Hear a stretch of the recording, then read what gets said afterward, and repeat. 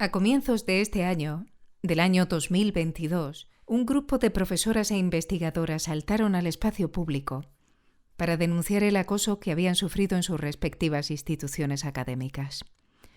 Fue el periódico, entre otros medios, el que se hizo eco de sus testimonios, más de una veintena de ellos, en los que se pone de manifiesto el dolor de las víctimas y su impotencia. Acoso sexual, aislamiento profesional, calumnias, humillaciones, burlas, bueno. Pero sobre todo, lo que se pone en evidencia gracias a esos testimonios es la inacción de instituciones que se identifican a sí mismas como de excelencia y que incluso disponen de reglamentos aprobados de prevención del acoso. Instituciones que, no obstante, permiten el deterioro moral y psicológico durante años de quienes se atreven a denunciar. Hoy, en Philosophy Pods, hablamos de acoso en la Universidad y de omisiones con María Teresa López de la Vieja, catedrática emérita de Filosofía Moral en la Universidad de Salamanca. Philosophy Pods y la Fundación BBVA en Hablemos de omisiones. María Teresa, bienvenida y gracias por haber aceptado la invitación de Philosophy Pods. Muchísimas gracias por la invitación y por el interés en el tema, que es realmente un tema importante en la actividad cotidiana de muchas instituciones. Desde luego. En primer lugar, me gustaría comenzar esta entrevista, Teresa, pidiéndote que nos contaras cuáles son las razones que te han llevado a ti a interesarte por este tema, por el tema del acoso. Bueno, te podría decir que he leído bastantes cosas al respecto, pero en realidad la respuesta correcta es que conozco el problema por experiencia. Desde el año 2007, cuando tuve el nombramiento de catedrática en la Universidad de Salamanca. Desde entonces, pues he padecido acoso en la Facultad de Filosofía de la universidad. Y te diré que la última sentencia que tengo en firme es del año pasado, del 2021. Así que calcula los años de conocer de primera mano la problemática. Bueno, pues sí. Esta es la realidad, el hecho de que esto se prolongue durante años. Y ahora lo que te pido es que demos un salto a la teoría, que parece tan alejada en principio, ¿verdad? Pero que resulta tan importante para centrarnos y para ver lo que está ocurriendo. Entonces, en este sentido, ¿a qué nos referimos? O para comenzar, ¿a qué nos referimos cuando hablamos de acoso en la universidad, Teresa? ¿Tiene que haber siempre una componente sexual o no necesariamente? Es muy interesante lo que preguntas porque efectivamente en los medios de comunicación aparecen noticias en torno al acoso, básicamente cuando tiene ese componente de sexual, requerimientos sexuales, etcétera. Sin embargo, lo que se conoce por acoso en el ámbito laboral, o mejor dicho, porque la definición más genérica es violencia psicológica en el ámbito laboral, no solamente tiene que ver con cuestiones de sexo, sino que tiene que ver con otra serie de variables y en concreto lo que se refiere a las mujeres tiene que ver con género. Y esto está muy bien Ujú. recogido en la Ley de Igualdad, la ley del 2007, que señala que efectivamente puede haber problemas de diversa índole en razón de sexo, pero hay quizás en sentido mucho más amplio, estos problemas están relacionados con el género. Y bueno, en el caso Ujú. que estamos comentando, lo que se pretende con el acoso es crear un entorno intimidante para la víctima. Y yo diría que, bueno, por supuesto que es un delito, pero quisiera transmitir también que hay maneras de afrontarlo por parte de quienes son objetos de estas conductas de violencia psicológica. O dicho Ujú. de otra manera, quienes estén en esa situación, y espero que no haya muchas personas que nos estén escuchando que tengan esta experiencia, pero si fuera el caso, yo transmitiría que es muy importante hacerse las preguntas correctas. Y más que entender que son víctimas, hay que asumir la idea de que es alguien que es un objetivo, ¿eh? Objetivo Ujú. de un grupo que se comporta de esta manera, pero no necesariamente quienes padecen el acoso tienen por qué ser víctimas.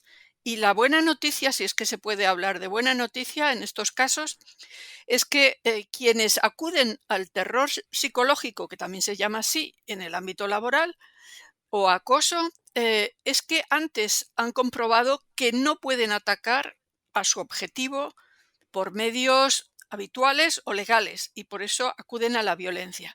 Entonces, es una mala experiencia, es una situación que causa muchísimo sufrimiento y daño, pero quienes lo padecen tienen maneras de afrontarlo y, por supuesto, el paliar esos daños y salir de esa situación y continuar con su vida profesional dentro de ese marco hostil.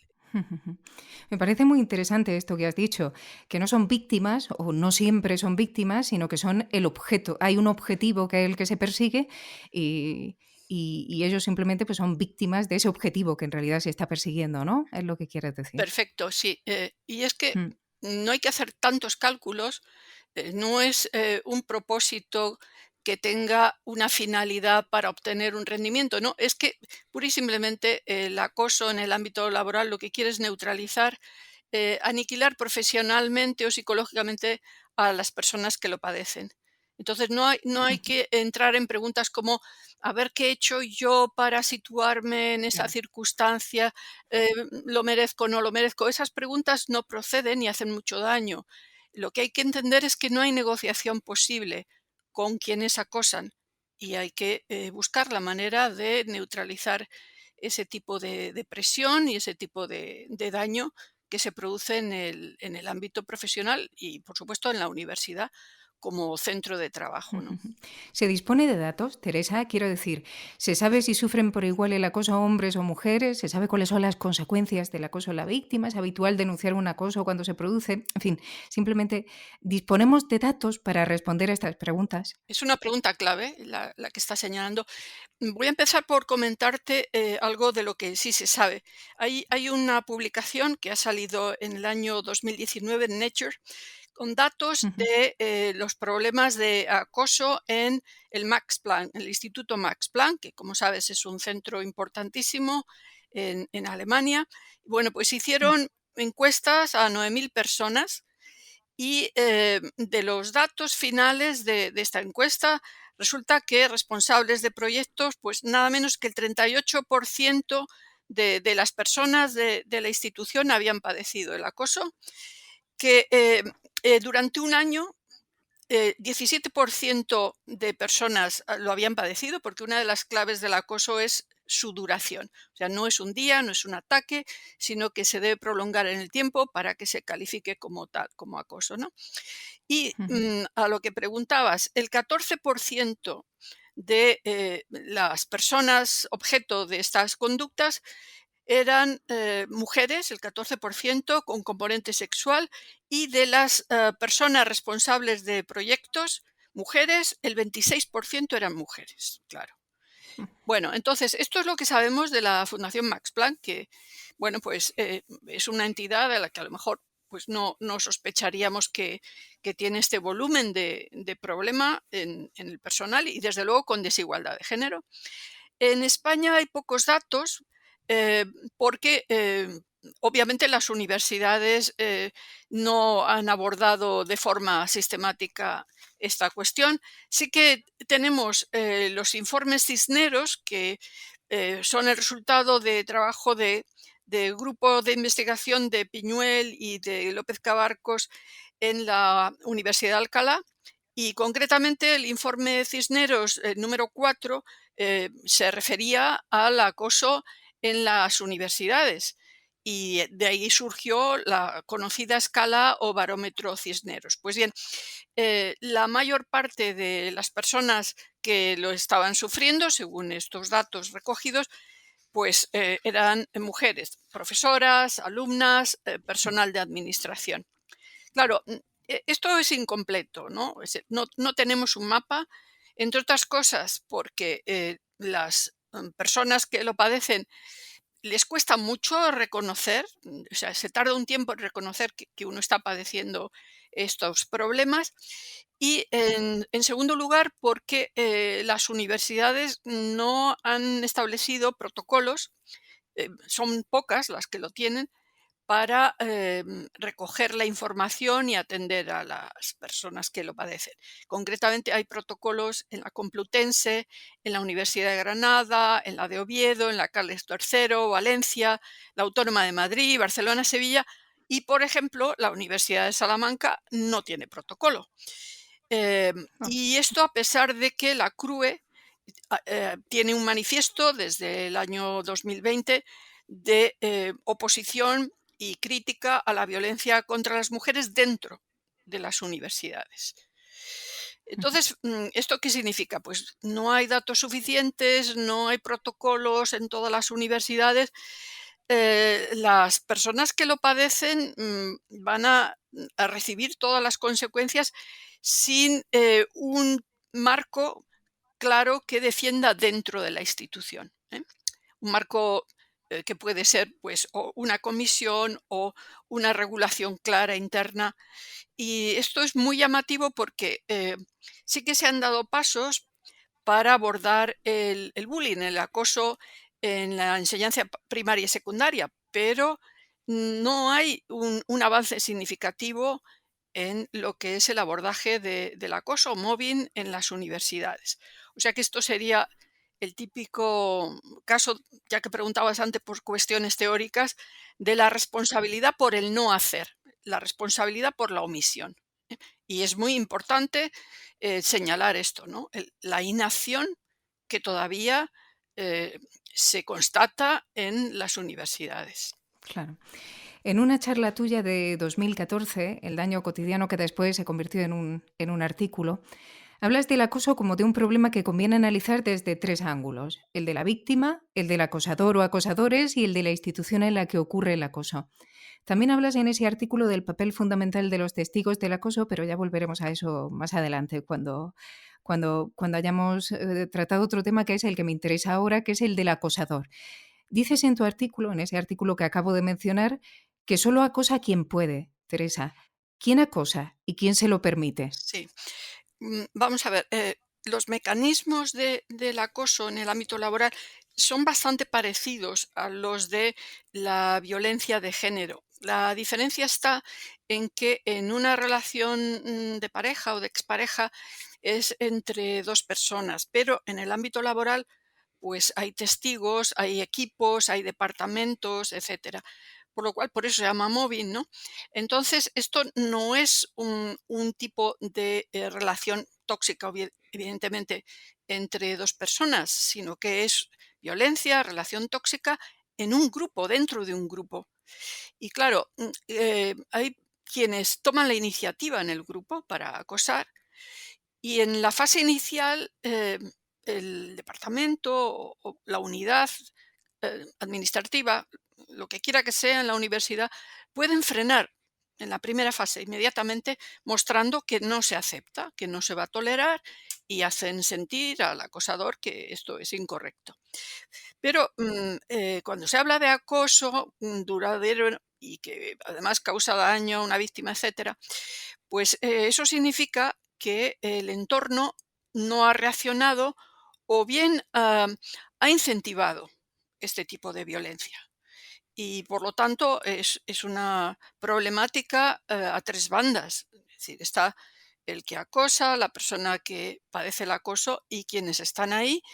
Y no solamente son observadores o testigos, sino que con su actitud más o menos pasiva eh, dan permiso para Ujú. que esto ocurra, ¿no? Y bueno, pues se suele hablar de acoso vertical, horizontal, etcétera, sea cual sea la dirección, es decir, sea cual sea la relación jerárquica entre la persona que lo inicia y la persona que lo padece, entre medias hay otro tipo de relaciones, otro tipo de agentes que pueden ser más o menos activos. De hecho, se habla de acosadores pasivos y esto es una terminología que también se ha venido usando. De hecho, estos temas sí que tienen un análisis teórico desde los años 90 bastante completo y es un término habitual, ¿no? El que tolera, y al tolerar, pues, es también una forma de acosar de una manera más o menos intensa, ¿no? Y lo que sí hay que dejar muy claro es que, esto es un delito, ¿eh? Y está contemplado en, la legislación. Quiero decir que esto que se permite, en mayor o menor grado, esto, es, objeto de sanción y puede ser llevado a los tribunales. Lo que pasa es que el coste es muy elevado para las víctimas, el salir de la institución y llevar a la institución ante los tribunales y a los culpables. Pero mientras las universidades no emprendan medidas eficaces, pues esto es lo que está ocurriendo, ¿no? Es decir, todo el coste recae en la persona que lo padece. Pues, por lo que estás diciendo, entonces hay un peso muy importante en cuanto a quién permite ese acoso, que cae en los testigos, en el entorno, y un peso también importante que recae en las instituciones. Y, así que vamos a tratar los 2, vamos a hablar de los 2, de las instituciones y de los testigos. Ujú, Y comencemos por las instituciones. Em, en un breve pero brillante ensayo, o al menos me lo parece a mí, de Hannah Arendt, titulado Sobre la violencia, ella habla en un momento dado del dominio de nadie. Algo que en sus palabras sería, y abro comillas, la burocracia o dominio de un complejo sistema de oficinas en donde no cabe hacer responsables a los hombres, ni a uno, ni a los mejores, ni a pocos, ni a muchos. Cierro comillas. Si yo he entendido bien lo que dice Arendt en su ensayo, este sería precisamente el más tiránico de los gobiernos, el dominio de nadie, ¿no? En tanto que no existe una persona o personas concretas a las que pedir explicaciones. Y esto lo uno ahora con la cuestión del acoso, porque da la impresión, o me da la impresión, de que cuanto menor es el deseo de quienes dirigen una institución de afrontar un problema y mayor es la exigencia pública de afrontarlo, más farragoso es el andamiaje burocrático que, por un lado, permite alzarse a quienes lo ponen en marcha como personas comprometidas con el problema y su solución, y al mismo tiempo permite a esas mismas personas no hacer nada o casi nada para afrontarlo, ¿no? Un escudo perfecto, el cruel dominio de nadie. Y aquí llega por fin mi pregunta, Teresa. Eh, ¿Cuál debería ser, crees tú, la forma correcta de afrontar el problema por parte de las autoridades institucionales? Porque me habías dicho que algunas autoridades institucionales ni siquiera tienen determinados protocolos para actuar, pero incluso si lo tienen, ¿basta con eso? sí, y tocas el núcleo de la cuestión. Viene al caso lo que acabas de citar de Hannah Arendt, excepto por una diferencia que no es menor, y es que cuando, se refería Hannah Arendt a ese sistema de dominio dentro de un sistema que es también burocrático, se estaba refiriendo a cómo funcionaban, las administraciones antes. Pero fíjate que, por lo menos desde la legislación, como el Estatuto del Empleado Público, es decir, las nuevas leyes que se refieren al servicio público han cambiado ese modelo. Y de esa manera, eh, lo que es problemas como el acoso y otros muchos problemas no tienen cabida en cómo está regulado ahora mismo este ámbito de la administración. O sea que, es decir, se diluye, ¿no?, en un sistema burocrático. En este caso, o en el caso de las universidades dentro de lo que se llama, pues, el estatuto del empleado público, la ley del 2007, etcétera, esto ya no tiene sentido. Y no tiene sentido hasta el punto que fíjate que la legislación al respecto dice muy claramente que el acoso es una falta disciplinaria de carácter muy grave. Es decir, que todos aquellos que son funcionarios y se rigen por este estatuto saben que hay un artículo específico donde se dice esto no es correcto y es además una falta grave. Y el empleado público tiene la obligación, cuando encuentra una falta grave, un delito, de abordar la cuestión y, en su caso, denunciarlo. O sea que el marco legal ya no permite esa excusa de que se diluye en un sistema burocrático. Realmente sí se pueden pedir explicaciones y responsabilidades, claro. Y concretamente lo que estaba señalando, claro, algunas universidades sí tienen protocolos y además hay unidades que hacen que estos protocolos se pongan en funcionamiento. Es decir, que hay responsabilidades. Entonces, si en algún centro ocurre, hay un canal al que se puede acudir para pedir ayuda, denunciar, en fin, lo que se estime oportuno. Y esa unidad, que en muchos casos suele ser precisamente la unidad de igualdad, eh, puede Ujú. tomar cartas en el asunto. Hay otras universidades, como la Universidad de Salamanca, que ya he dicho no tienen protocolo y eso que lo llevamos reclamando bastantes años, sí tienen una comisión de prevención del acoso laboral. Pero claro, precisamente porque se sabe que una vez que se conoce el problema hay que actuar porque es un delito, concretamente esta comisión lo que hace es tapar y te estoy hablando de que la comisión fue constituida en el año 2015, estamos en el 2022, todavía estoy reclamando información, es decir, qué han hecho con mis solicitudes, qué han hecho con mi expediente. Entonces, el problema, Ujú. y tú lo has apuntado, es si en lugar de ser operativos estos mecanismos de protección, mecanismos de cumplimiento en el ámbito público, en el servicio público, se convierten en una barrera que tiene que salvar la persona que padece el problema. Y esto es lo que se llama la doble victimización, es decir, el maltrato institucional que se encuentra quienes acuden al canal que teóricamente pues les va a ayudar, les va a proteger, ¿no? Y bueno, esto, si quieres, lo hablamos más adelante, pero esto es realmente muy negativo para las instituciones, porque es como esto que se suele llamar las tuberías donde hay fuga, ¿no? Por aquí se va mucha energía, se van muchos recursos, por aquí aparecen malas prácticas. Y claro, si fuese solo el acoso, pero esto revela, cuando aparece el problema y el modo inadecuado de tratarlo, esto revela que las malas prácticas son toleradas en un centro, en una institución. Es decir, no es lo único que no funciona. Cuando se permite que haya estas cañerías, ¿no? Donde se va fugando la información, las energías, etcétera, ¿no? Así que es un indicador muy malo el acoso en el ámbito laboral y en el ámbito de las universidades. Es malo de suyo, pero es además lo que se puede decir que era como el canario en la mina, ¿no? Es una Ujú. manera de decir aquí hay alarmas, ¿no? Que empiezan a saltar. Claro, lo que pasa es que no tenemos, por lo que me decías al principio, no se miden esas cosas. No tenemos el canario visible que nos permita decir, uy, cuidado, en esta universidad o en esta institución están pasando cosas que no deberían pasar. Porque además las denuncias, ya nos lo decías también hace un momento, no hay tanta gente que denuncie, ¿no? Porque el proceso, tal y como me acabas de señalar también, es un proceso que se puede quedar en la oficina, que dura años y en fin, mi pregunta dicho esto es, ¿por qué las instituciones no arreglan esto?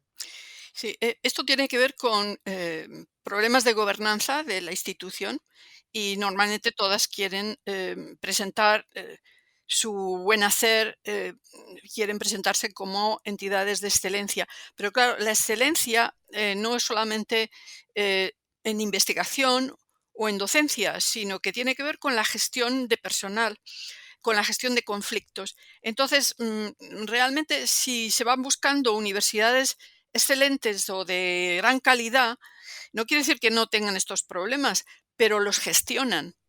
Por ejemplo, la Universidad de Oxford lleva ya muchos años, ¿no? Con protocolos y con comisiones y con sistemas para atender a las personas involucradas en esto, ¿no? Entonces, es la idea de que la excelencia se refiere solamente a indicadores de publicaciones o de cosas Ujú. similares. Y no es cierto, la excelencia tiene que ver también con esto, ¿no? Cómo se gestiona las relaciones en el personal, etcétera, ¿no? Y se tiene la idea de que, bueno, hacer emerger los problemas atenta contra la reputación, ¿no? Y esto no es bueno que salga a la opinión pública. Más bien es al contrario, y te he de decir que el Instituto Nacional de Seguridad y Salud en el Trabajo del Ministerio de Trabajo y de Economía eh, incide en que antes de que aparezca el problema se puede prevenir y hay formas de alerta. Y bueno, tiene una lista bastante exhaustiva de qué cosas deberían llamar la atención porque indican que ahí no se están gestionando los conflictos correctamente ni las relaciones laborales ni personales. Pues, por ejemplo, Ujú. el que no haya comunicación o que sea muy escasa entre los distintos compañeros de un ámbito laboral, que haya cambios repentinos, inestabilidad, reestructuraciones sin contar con las personas interesadas, que haya estilos de mando autoritarios, etcétera. Es decir, que se sabe que se puede prevenir. Entonces, esto sería la solución, ¿no? Que las universidades no esperaran a que les estallasen los casos y tratasen de taparlos de cualquier manera, y, por otra parte, mantener estándares de excelencia, pero quiere decirse que tiene que haber un plan de prevención y tiene que haber indicadores que están contemplados en el ámbito laboral, en la legislación, etcétera, ¿no? Es decir, tiene que haber más transparencia, más eficacia y más trabajo preventivo, ¿no? Y esto además tiene menos costes, tendría muchísimos menos costes que el dejar que el acoso avance. No solamente por costes de tipo personal para los que lo sufren, sino porque se desvían energías y se introducen malas prácticas que esas sí que interfieren con la docencia y con la investigación. Es decir, degrada, hay que decirlo claramente, el acoso degrada al centro de trabajo, a la institución que lo padece, porque hay muchos elementos adicionales, aparte de lo que padece la persona que está ahí como chivo expiatorio. Eso va degradando, porque es pura y simplemente la violencia que se deja entrar, violencia Mm. psicológica, se deja entrar en un departamento o en un centro. Y eso afecta, por supuesto, a la salud y al rendimiento de la persona acosada, pero empieza a degradar al resto de las actividades. Y eso es costoso. Mm. Por lo tanto, sería menos costoso el organizarse en esos términos de mayor responsabilidad, mayor transparencia y bueno, pues desde el punto de vista pragmático es que es muy mala noticia que, que se permita el Claro, acoso. Sería buena noticia el investigar el acoso y prevenirlo. claro. No estaría mal que hubiese indicadores y que fuesen públicos, para así, de alguna manera, forzar a las universidades a actuar. Ya que buscan la excelencia, bueno, pues que la muestren como excelencia, ¿no? En esos indicadores. Claro. Bueno, hay un indicador muy obvio en este caso, es la desigualdad de género. Está muy claro. Entonces, la desigualdad es un riesgo. La desigualdad en departamentos, en promoción, bueno, en todos los niveles de la universidad es un riesgo muy grande. Favorece esas relaciones asimétricas, relaciones de poder, relaciones tóxicas.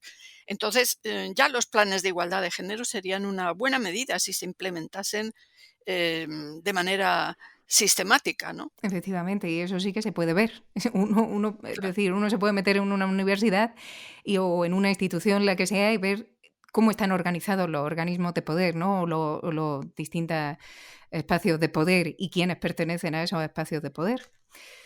claro. Bueno, pues sí, dime, dime. No, nada más que llevamos meses discutiendo sobre la ley orgánica del sistema universitario y contempla, la norma contempla el combatir toda forma de acoso.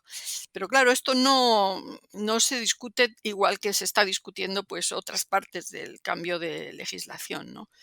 Entonces, hay un marco normativo muy claro, dentro y fuera de la universidad, y lo que no tiene sentido es, pues, no implementar lo que simplemente, pues, ya se sabe que es algo que es, no solo condenable, sino punible, ¿no? Claro.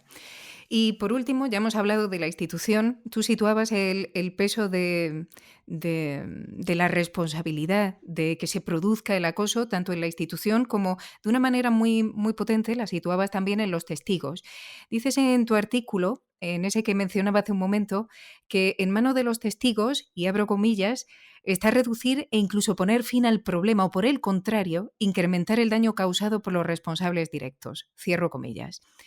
Yo esto lo leo y lo entiendo, pero me surgen dudas. Y es que para un testigo puede ser muy dañino dejar de omitir, ¿no? Mostrar apoyo a una víctima de acoso, precisamente porque esa misma persona que se manifiesta a favor de la persona que sufre ese acoso, se puede convertir ella misma en acosada.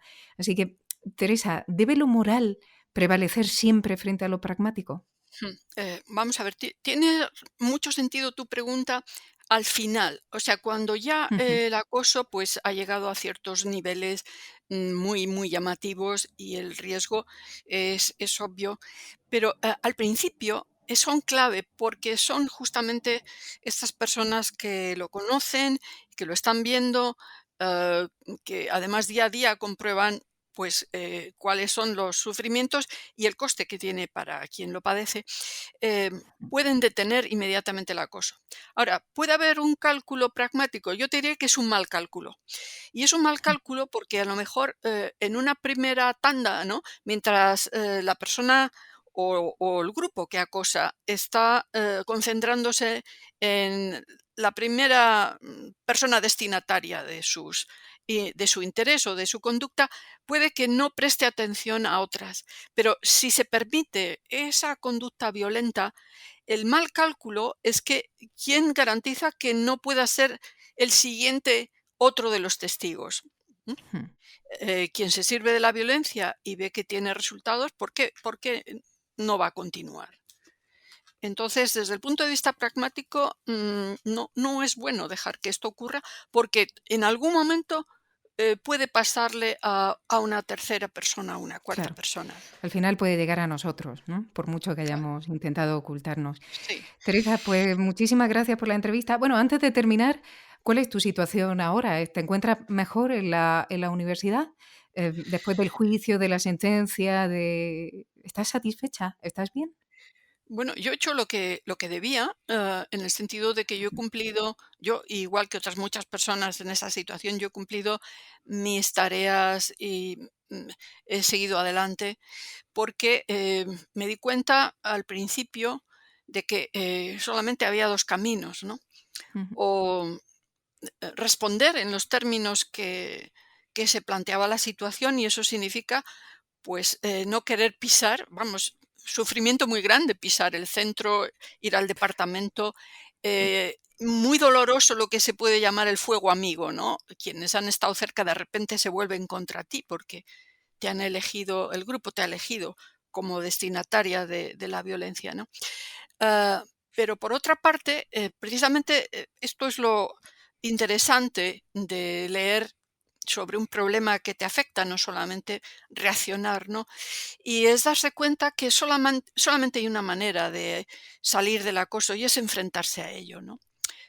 Denunciar, llamarlo por su nombre, y yo tengo muchísimas instancias, solicitudes por escrito a todas las autoridades académicas, al defensor del pueblo, de la comunidad, aparte de ir a juicio, etcétera. Es decir, no sentirse culpable, no sentir vergüenza, más bien entender que si en un momento determinado decidieron tratarme de esa manera es porque no encontraron ninguna otra forma de hacerme daño, ¿no? Y eso Ujú. significaba que yo tendría que seguir haciendo aquello que era parte de mi trabajo y seguir adelante, ¿no? Ujú. Claro que tiene un coste, pero se puede. Lo digo para si alguien escucha esto, ¿no? Claro. Eh, Se puede mantener la actividad con la cabeza alta, sin ningún problema, y sí se puede, se puede uno enfrentar a una institución eh, que lo tolera, ¿eh? Se puede. ¿Sigues sintiendo dolor cuando vuelves a la universidad? Después de Ah, sí, todo lo que bueno, has pasado ¿sigues sí. sintiendo el dolor o ya eh, mejor? No, no, bueno, es una experiencia muy, muy dura el mes de septiembre, el pensar que hay que volver a activar los sistemas de alerta Ah, cuando mm, se pisa el centro universitario. Eh, ujú, pero bueno, hay otro tipo de problemas en la universidad y en otros ámbitos laborales que son también duros, es decir, tampoco hay que considerar que claro. es insuperable, ¿no? Lo que yo creo que no se debe aceptar es que eso forma parte del sueldo, ¿vale? Es decir, Mm. el acoso no hay por qué integrarlo como, bueno, me pagan por este trabajo, incluso con la parte desagradable. No es así. Y hay que separar muy claramente lo que es responsabilidad de cada uno y llevarlo de la manera más correcta y mejor posible, y lo que es responsabilidad de otros. Y concretamente, el ser acosado no es responsable quien lo padece, son responsables los demás. Desde luego. Pues María Teresa López de la Vieja, muchísimas gracias por concedernos esta entrevista y hasta pronto. Muchísimas gracias a ti.